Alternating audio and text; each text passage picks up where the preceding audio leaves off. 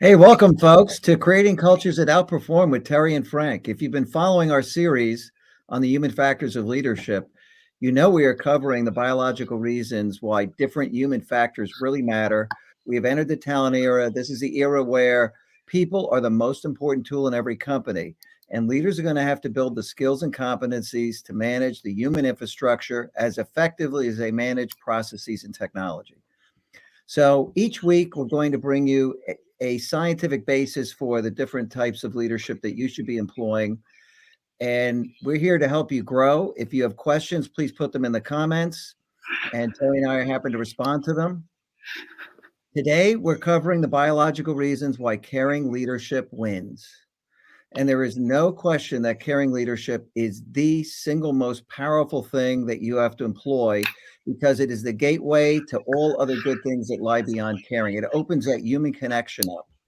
And if you don't have that open, nothing really productive or effective is going to happen. Relations aren't going to form, people aren't going to put down roots, and you'll be just a casualty of the great resignation.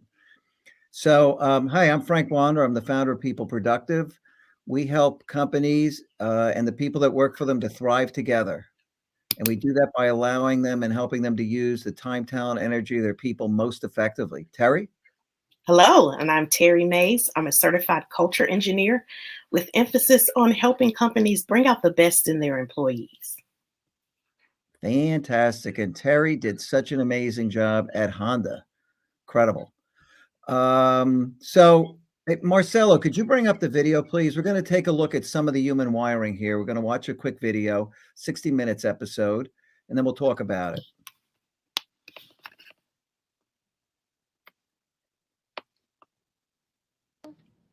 We watched as Wynn and her team asked a question that 20 years ago might have gotten her laughed out of her field. Does Wesley here, at the ripe old age of 5 months, know the difference between right and wrong? Wesley watches as the puppet in the center struggles to open up a box with a toy inside. The puppy in the yellow shirt comes over and lends a hand. Then the scene repeats itself, but this time the puppy in the blue shirt comes and slams the box shut. Nice behavior? Mean behavior, at least to our eyes. But is that how a 5-month-old sees it? And does he have a preference? Wesley, do you remember these guys from the show? To find out, a researcher who doesn't know which puppet was nice and which was mean offers Wesley a choice. Who do you like? He can't answer, but he can reach. That one. Wesley chose the good guy, and he wasn't alone. That one. More than 3/4 of the babies tested reached for the nice puppet. That one. Wynn tried it out on even younger babies, 3-month-olds, who can't control their arms enough to reach. But they can vote with their eyes, since research has shown that even very young babies look longer at things they like. Which one do you like? Daisy here looked at the mean puppet for 5 seconds, then switched to the nice one for 33. Babies, even at 3 months, looked towards the nice character and looked hardly at all, much shorter times towards the unhelpful character. So basically, as young as 3 months old, we human beings. So, this is extremely telling, right? Humans are really wired to spot toxicity and to care about one another. Caring behaviors. This is caring leadership. This is the human wiring. This caring is so fundamental to humanity that it is actually, some people have argued that caring and empathy are the forces that hold us together. And I think there's a lot of truth to that, Terry. Yeah, the caring is deeply rooted in our being. So we were created to look for environments where we feel like we can connect and that people care about us. That is absolutely one of the biggest components of engagement. If you want to see people really come and bring their whole self to work, bring all the gifts and the talents that they have to offer, then you want to make sure that people understand that you care as a leader. It is critical that people don't feel like you're more concerned about the tasks and less concerned about the people. We spend a lot of time talking about things that don't really get talked about much in the workplace, but these are very critical things that are beneficial to help those organizations grow and to have those cultures where people can truly thrive. Yeah, and you could see that humans are wired to be repelled by these toxic behaviors and toxic people. They immediately feel if they're in an environment where people don't actually care about them, and that leads its way into inclusion and acceptance and all these other things. The fact of the matter is, humans were never the fastest, the strongest, the fiercest, the biggest, tallest animal on the planet. But it was the fact that they could be together, they could join together, that someone could have their back, that alone they're weak and together they are very strong and powerful. It is the same in the workplace. When people come together, great things can happen as long as you have each other's back, you hold each other up, you support each other, and caring is really the gateway to level 3 of Maslow, that belonging and relationships. And under that, you have level 2 safety. The toxic people are down here keeping their organization at level 2, where relationships aren't forming, that are highly unproductive. And the caring leaders are opening the way to level 3, where people can come together, form relationships, be vulnerable with one another, and actually fulfill each other's achievement needs, do great things. It really Right. matters. This is a new world of work. You've got to create an environment where people are both motivated and able to give their best. And this is a fundamental step in that process because it is the human wiring, Tara. Yeah, absolutely. We all have business goals and objectives that we have to meet. And to think that we can meet those objectives without having any kind of care and consideration for the people that need to help you meet those objectives is really kind of silly when you think about it. You really do have to focus on the people over the tasks. And then as you connect with the people, make them feel like they belong, they're accepted, that you've got their back, people will begin to make a connection with the company. Mhm. And as a result, they will buy into the goals that the company has because now it's not just my company, but we are succeeding together. When you start hearing people change their language and the way that they talk about the company, and when they start saying we as opposed to them, that's Mhm. where you see that transition happening, where they have really and truly embraced the organization as part of who they are. So the success or failure of the organization is not just on them, but it's on us.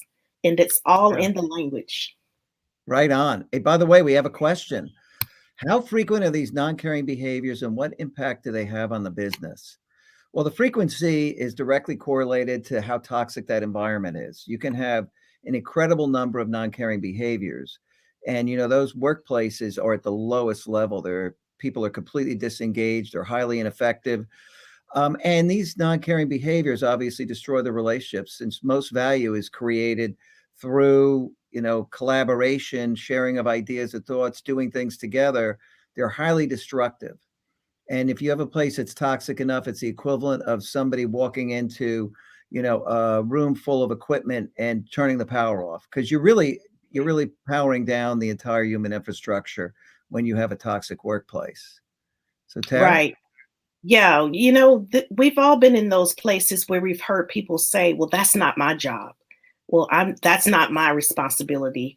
When you hear people saying that, what they're saying is the company does not care about me. So I don't care about everything that the company cares about. I will only care about what they pay me to do. I will do the bare minimum. And that is not at all the kind of employee you want to have. And it's not just on the person.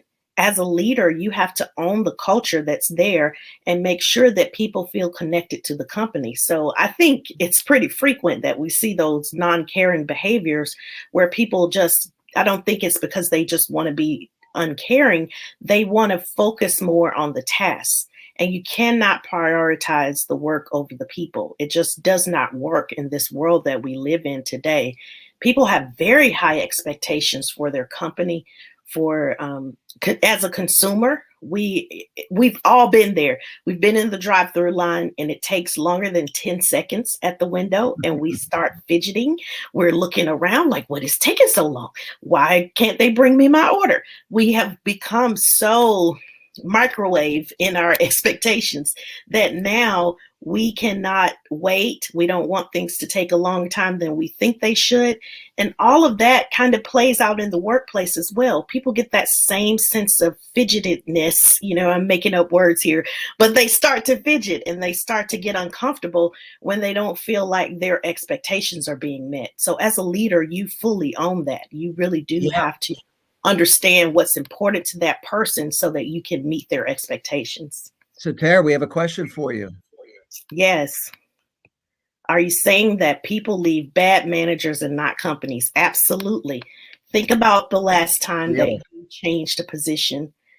You were running from the building.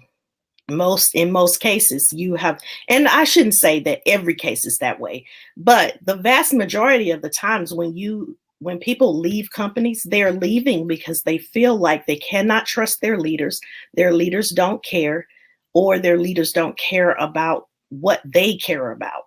So those things will drive people out the door quicker than anything else. People are absolutely leaving managers. They're getting away from people that are not there, that don't have their back, that don't seem to care about them personally. It is crucially important. We can't stress that enough, that it is crucially important to the vitality of your organization to have leaders that care, because people have reserves to bring to the table. People have more that they can do and more that they can give, but they'll only bring it when they feel like their manager is there for them and that they truly care. And it's not something you can fake. You can't just fake it till you make it.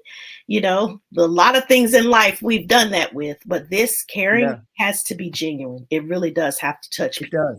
does. It does. And how often do you talk to somebody and say, "What do you miss about your old job?" And they say, "Oh, I really miss the people." How Right. many times have you heard somebody say, "God, I really miss my old boss?" Every once in a while, people will say, "That person was great. I love working for them, but the company wasn't growing enough. I just couldn't get ahead. And even my manager thought it was probably time for me to grow. I was outgrowing the place." There are great leaders like that who sincerely care about their people. They want to grow them.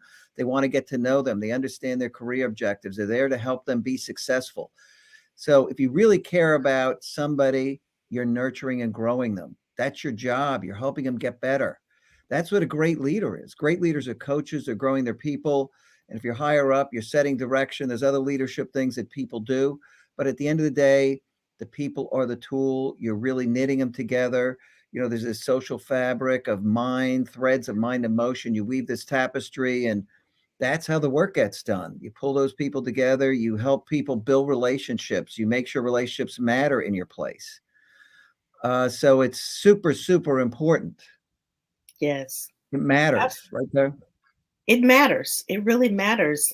When you feel like your manager is there for you and they care about you, you're willing to step out on a limb with them. So there are a lot of times when there are things that have to get done and you just kind of grin and bear it and you get through it. So we're not saying that everything is going to be sunshine and roses when you have a caring culture. There are still going to be things that, we really just don't want to do, but we have to. And so as a leader, you can make those not so fun things fun by injecting fun into that task that's probably not something that people want to do. The first thing that comes to my mind is audits. Anytime you have to go through an audit, people are just kind of like, oh my God, I don't want to do this. But find ways to energize the group. Break the task into smaller tasks. There are lots of things you can do to help make a painful situation not so painful by having a great attitude. I can't say enough how much having a positive attitude about things. And as a leader, people are going to pick up on your vibe. So if you've got a bad attitude about something and you're like, oh, it's audit season and I don't want to do it, if you're that way, then the people are going to be that way too. But if you come into it with a positive attitude, you bring some sunshine in the room and you actually help people see that it's not so bad. It's something that we have to do. So let's just do it. And together we each take our part and do it. That makes such a difference in the task. Yeah. And as a leader, make sure you understand your people. You understand their kind of baseline mood so you could see changes in it. You could see when they're feeling better. You could see when they're feeling a little down. And you've got to ask. Hey, man, you look really upbeat today. What happened? Maybe something great happened that you don't know about at the office. Maybe it was in their personal life. But if they're down, they're really going to feel better because you actually noticed. And this is science. It's all been studied. We'll go over this on one of the episodes. But recognizing that people are suffering and even questioning them about it makes them automatically feel a little bit better. So these are all tools that you need to use as leaders. Understand the human side of business. There is just a whole raft of science behind all of this. You don't have to know all the science and research. Just take away the fact that you've got to show you care. And you should ask yourself, how do I show I care? Because Right. that is the most fundamental question of all. Right. People just naturally gravitate towards people that are caring. We saw it even with the youngest of babies at 3 months old, just wanting to focus on that person that's helpful and caring. When you find people in the workplace like that, it's the same way. There's just this natural gravity towards that person or the people in the organization that are caring. Mhm. And when you have people that are not so caring, it's blaringly obvious because people avoid them like the plague. They don't want to participate in activities with them. They don't want to work with them at all. It's kind of like I have to be here and that person has to be here, but I don't have to interact. And they'll go around that person if they're involved in projects, and it Boy, takes won't they. Whew, so you much bet. longer to get done because you're avoiding the people you need to deal with because they're not pleasant to deal with.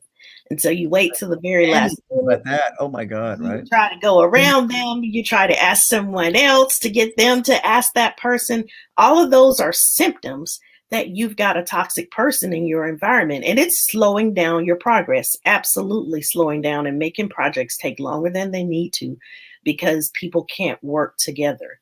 You can have all the governance and all of the frameworks that you want to have, but if you don't have caring leaders, none of that is going to matter. Your projects are not going to be delivered on time. They're not going to be on budget because people are not able to work together. So this is kind of fundamental to having productive cultures. Caring culture is the beginning of building an absolutely great high performance culture. Hey, Terri, why don't you bring up that sheet you have on things that our, audience can do? Yes, so we have some key takeaways from our talk today. We hope that this has been engaging for you guys, but we want you to walk away with something to do, some action item. So remember that caring is absolutely the first key to engagement. People have to know that you care before they'll engage and fully become committed to the vision and the goals of the company. They have to know that you care about them as an individual. And then you cannot fake it. We've talked about this before. You cannot fake it till you make it. It has to be generated through genuine caring. People have to know that you're sincere, and people can tell. You can't fake it because even babies, we've seen in the video, even babies know the difference between a fake and the real thing. So make sure that you're expressing yourself as a leader, that you're being genuine and you truly do care. So we're giving you an assignment this week. Now it's time for you to make your move and do one good thing for your team this week.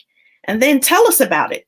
Post some comments in the chat and let us know, ideas of things that you're going to do for your team or ways that people can support their team and make them know that we care. Yeah, and so listen, please tune in next week when we're going to be covering what you have to do to create a movement, to get people to come together. And this is fundamental to change, right? You're always trying to get groups of people to change. So this is very fundamental to change. We'll share a video with you. We'll talk about the science behind it. I think you really learned something. And if you're interested in learning more, you have questions for us, just go to peopleproductive.com. You can send a contact request. It'll get forwarded to Terri and I, and we'll get back to you via email. We're happy to answer questions. So homework is absolutely important. Try to figure out whether you care about people and how much you genuinely care about them. That's the assignment for the week. So Tara, any parting words? All right. Make sure you're genuine. Don't try to fake it. We've all seen some fake caring and fake concern, and it's just blah, blah, blah, and it lands flat. So make sure you're really being sincere when you're talking to people and really trying to get to know them. Yeah. And hey, join us next week. It's live every Wednesday, 3 o'clock here on LinkedIn. Please follow People Productive. You get automatically invited if you're part of the followers over there. And we look forward to having you in the audience. Come with some questions. Reach out to us on your own. You can go to the website. We'd love to answer questions. We want to engage with the audience. And we sincerely thank you for coming. You take care. Thank you. Bye for now. Bye for now.